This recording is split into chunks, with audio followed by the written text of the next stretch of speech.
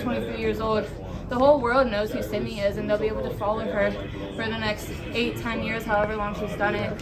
So I think with the youth that we have, it gives kind of a sense of familiarity to the athletes that you're going to see at these championships, which I think makes it a little bit more special and personal for the people watching. Definitely. Yeah. Congrats on the Bauman, by the way. Thank you.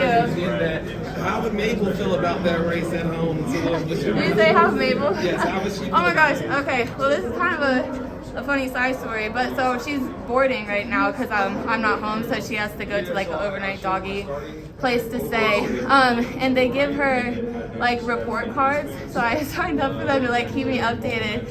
And they told me that Mabel is the fastest one at doggy daycare, and she's been winning the races. Wow. I think she'd be proud of her mom. I'm proud of her for doing her thing over there. So you have a future world champion on yourself, but it makes you Yeah. that you're training. I don't know if she could run in a straight line. She's a little crazy, but if we train her, maybe she might be able to. Besides that time with Mabel in terms of the off season, what for you was the being able to just relax and just get your mind in terms of how as incredible last year was, and then being able just to get your mind off for 2023 there? Yeah, I think for me the most important thing was like shutting it down completely after Worlds.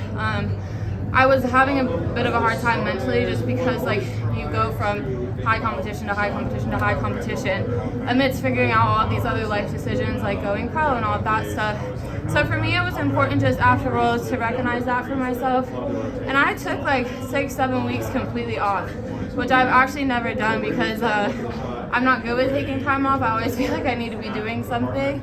But for me, I really just like took it off, didn't do anything besides I rescued Mabel.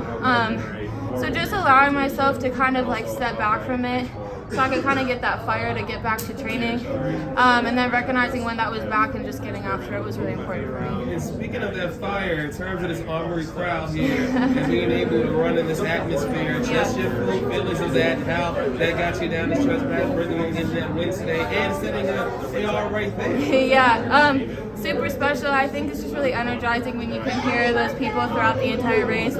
And that being a 300. Sometimes I don't hear the crowd as much in the shorter stuff, but you can definitely hear them on that back stretch. Yeah. So it just gives you a little bit more energy coming home, making it exciting knowing the crowd's cheering you on. And you already got that New York victory there with that. Is there anything in New York that now you would want to do before you leave out? And any favorite thing you like to do here in the Big Apple? I went and explored the Museum of Modern Art yesterday with my parents, so that was fun. I know, like, last time I was here in September, I went to the 9/11 museum, Ground Zero. So I think it's just kind of, you know, I like exploring what New York has to offer. It's obviously very different from Lexington. So kind of hitting those historical monuments when I can. But as for tonight, I'm just going to go eat a big steak dinner with my parents and call it a night. I recommend the Color Factory, and with the weather not being like Boston last week, yeah. Highline. You love the Highline. Okay, that's good to know. Thank you. One more question. The 300, I mean, you're good at the 200, you're good at the 400. What do you think of 300?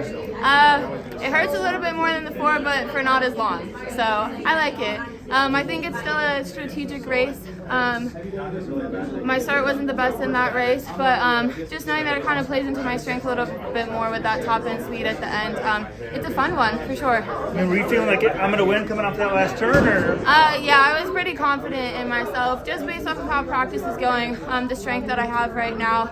I'm definitely a competitor, so I'm going to give it everything I have if I feel someone next to me and just make them work for it to beat me. Any more indoor races, or is that it? I believe this is it. What's outdoors? What's the goal? Make the Team USA for the 200. Hopefully represent Team USA on the relays again, at least one of them, and yeah, take it from there. All right, great job. Thank you. Appreciate it.